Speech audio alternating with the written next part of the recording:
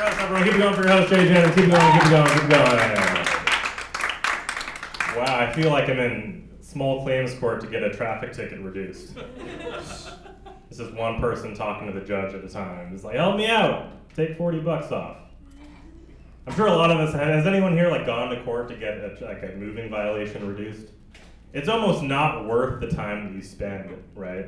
Like I remember I called out of work when I had a job that didn't offer PTO to get my moving violation reduced. And I got it reduced by $40 after waiting 3 hours to get it reduced. It's like, wait, like if I deduct the amount of money that I would have made at work, like I spent money waiting. All right, it's time for jokes. It's been like an unusually like warm and sunny winter, you know? Like that's kind of hard for me, like as a biracial guy, like I kind of get excited for winter to be more white passing, you know? Because I'll usually get more pale. This winter's been kind of sunny. Certain things are easier for me when I'm white passing, you know? Because I'm a brown man who does not speak Spanish.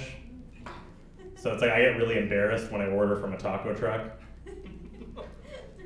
Like the guy working at the taco truck, he'll greet me the same way every time. Like Miguel will take one look at me and just go, "Hola, señor," and I'll just respond by saying, "Hi.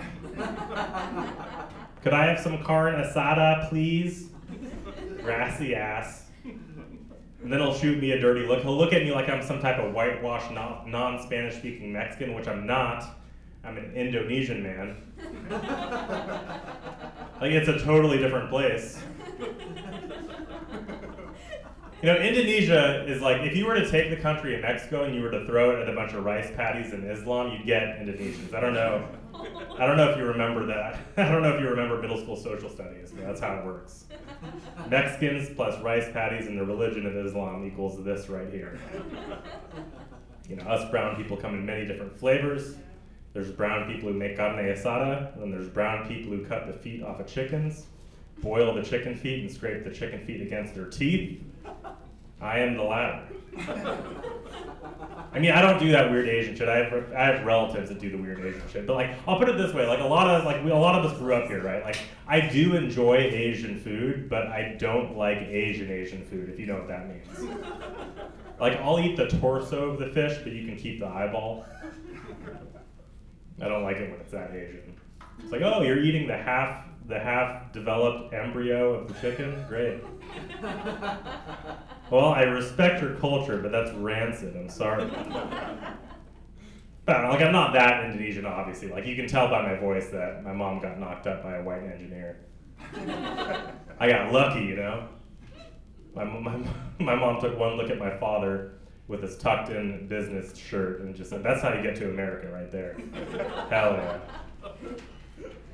I totally did get lucky though. Like if both my parents were Indonesian, I'd be selling napkins on the sidewalk in Bandung, Indonesia for 5 cents a pack.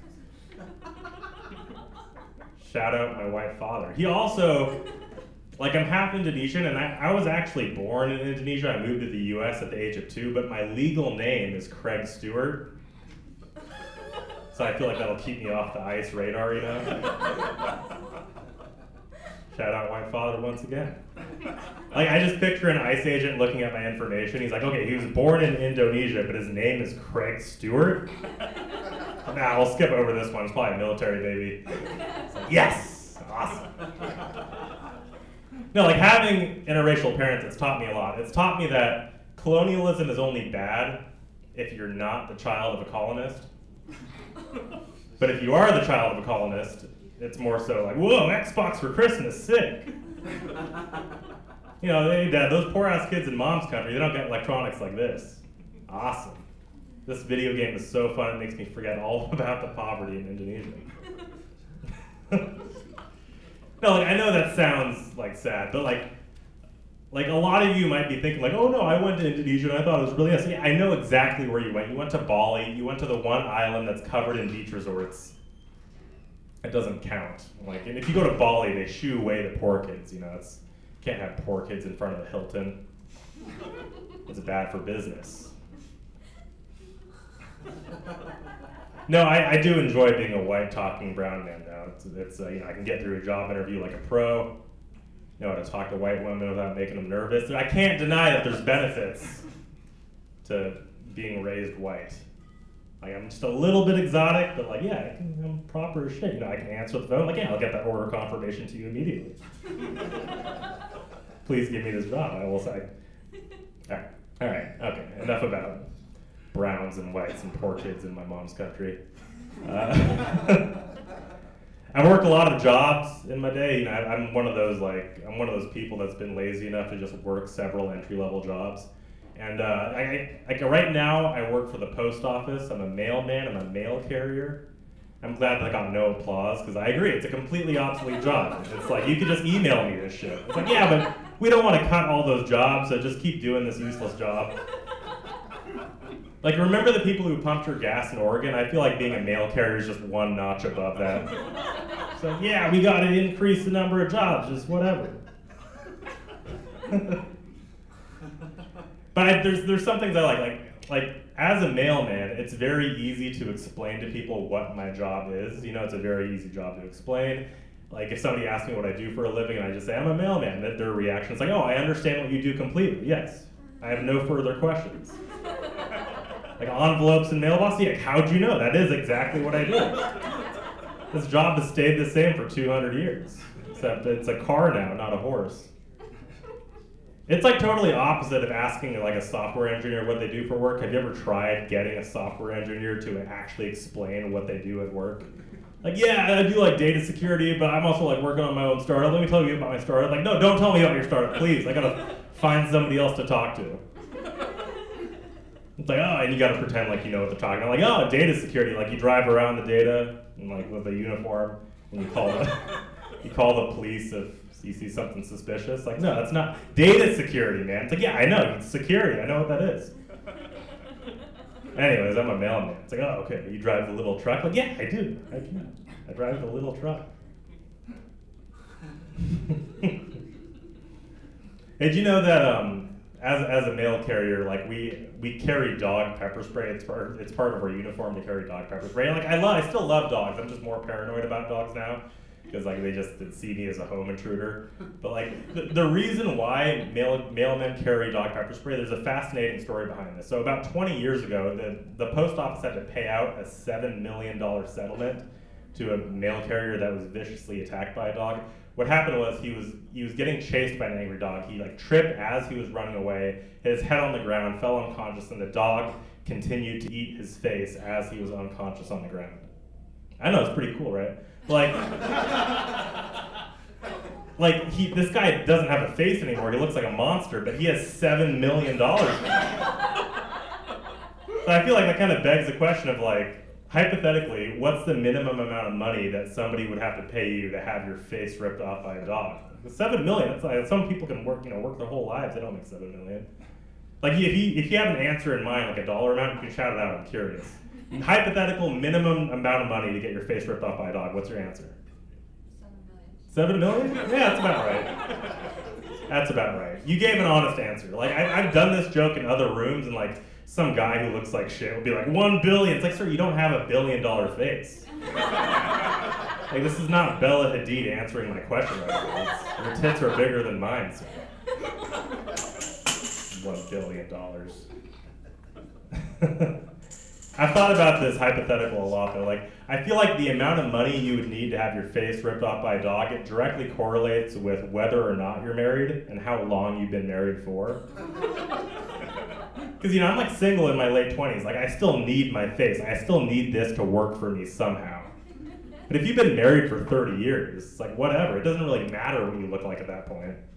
Like, you can just walk up to your spouse and be like, hey, honey, like, we've been together a long time. Like, neither of us have looked good for 15 years at least. There's a guy outside with a duffel bag full of money and a Rottweiler. Like, you said you always wanted to go to Italy, right? We can go to Italy now. Like, I'll just wear a mask. It's fine. No, I'm with you. I think I would take $7 million, but they could talk me down to like, $50,000. It's like, give me $7 million. It's like, no, we can't pay you that much. Like, all right, give me $125,000. Like, nah, it's still too much. Okay, give me a Subway gift card. Subway gift card with $50,000 on it. It's like, man, this guy's been a regular customer for 15 years.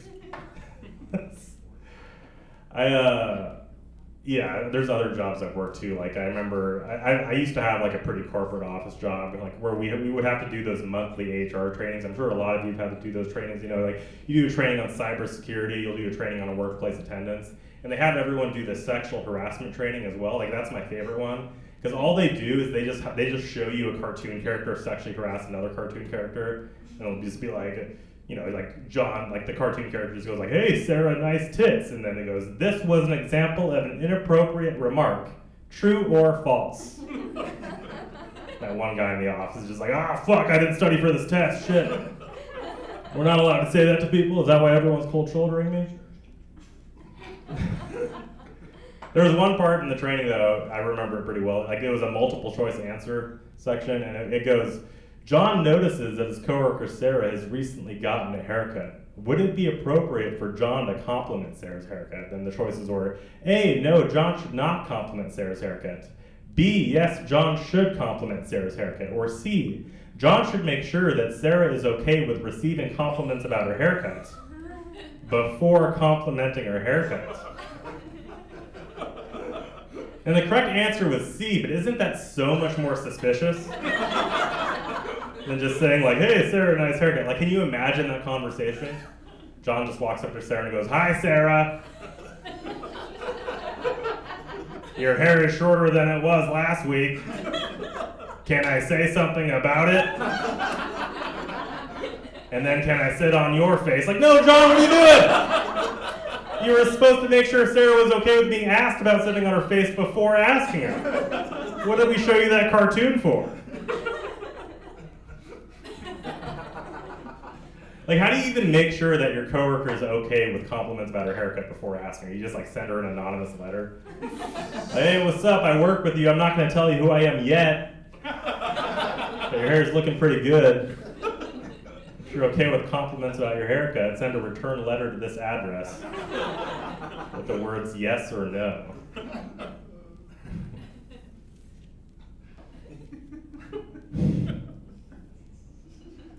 I've been trying to get back in the swing of things with dating. Like, I just recently started seeing someone, and like, I'm starting to remember how to date properly, you know? Like, you gotta say shit that she likes, even if you don't mean it, like stuff like that.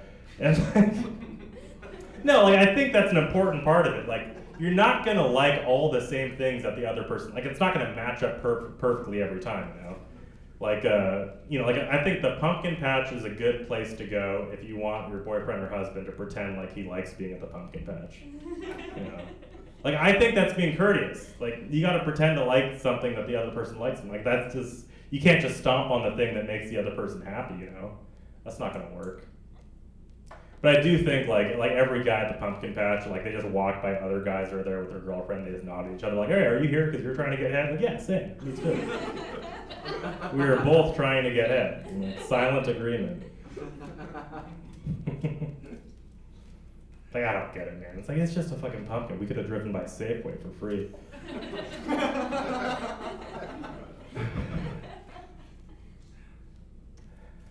What else? Like, I think we've been watching a lot of shows together. She's a big fan of like those murder documentaries. Do we have any fans of those murder shows on Netflix and all that stuff?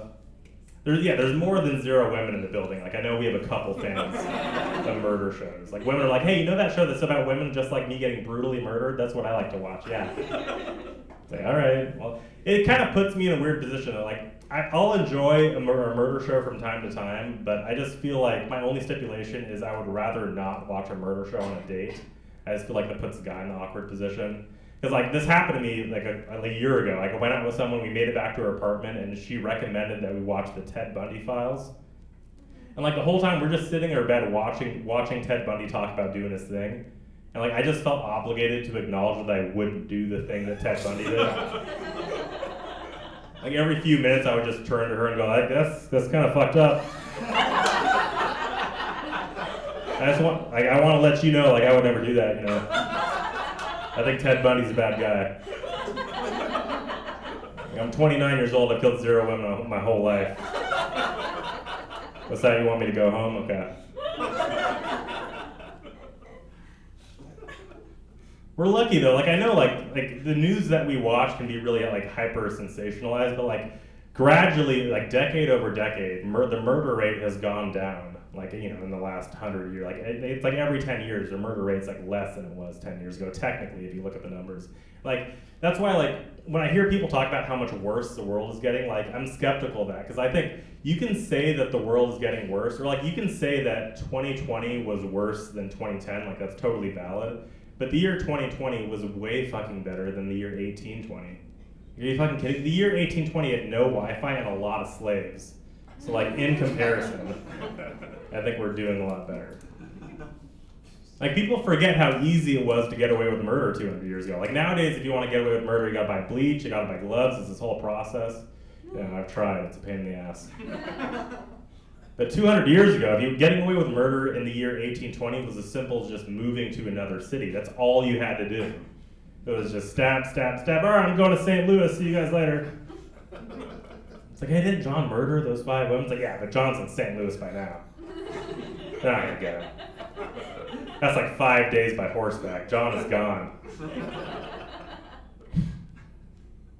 I just picture all these dumb 1800s cops showing up to the scene of a murder. Like, all right, did anyone see where the assailant went? Like, oh yeah, he went over there to the woods, go get him. It's like, it's getting dark, flashlights haven't been invented yet. Let's pack it up, let's go home.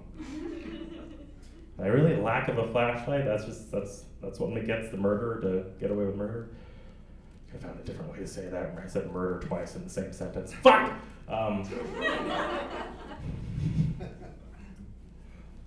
While we're on the topic about murder, this is something I've been thinking about to myself a lot. Like maybe mass shooters are just really passionate environmentalists,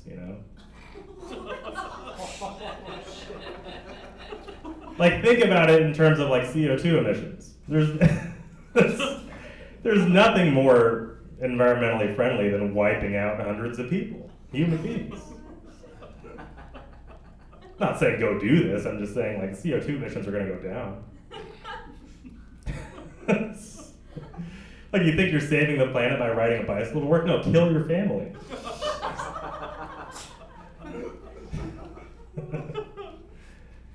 I like to think like if families of dolphins and sea turtles could watch like news broadcasts in English, I just feel like they watch a news broadcast of a mass shooting. Like, yeah, more of this, please.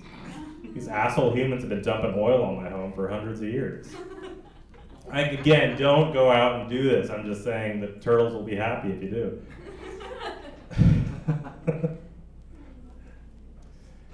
I've been getting kind of fat. Anyone else?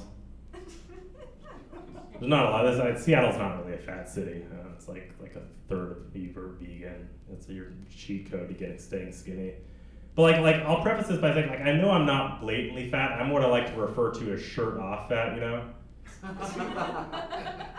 Like, I look reasonably in shape if I'm wearing at least 2 layers of clothing, but I prefer to not walk against the wind while only wearing a t-shirt. My tits have grown like crazy. That's the thing that's bugging me the most. It's like, sometimes I'll hear like female friends talk about like being self-conscious about being flat-chested, and I just think to myself, like, I'll trade you. I don't want these tits. I get really self-conscious about it, like in bed sometimes, because like one time I slept with someone who was more flat-chested than me, and like she pointed it out in bed. She's like, "How the fuck are your tits bigger than mine?" I didn't have a good answer for her. I just said like, "Oh yeah, I'm warm."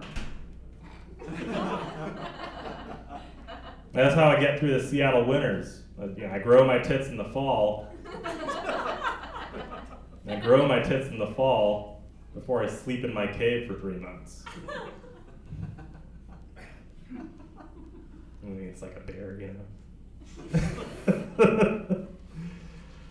I've been monotone for most of my life, or most of my adult life, I should say. Like, I can't really sing. I don't do karaoke or anything like that. I just sound like this, regardless if I'm happy, excited, sad, or miserable. Like, this is my voice all the time.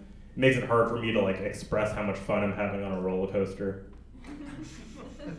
Because I'll be sitting next to my friend on a roller coaster, and he'll be like, he'll be like, woo ha, like shit like that, and like I can't do that because of my vocal restraints. So I'll just turn to my friend and go, I'm having fun.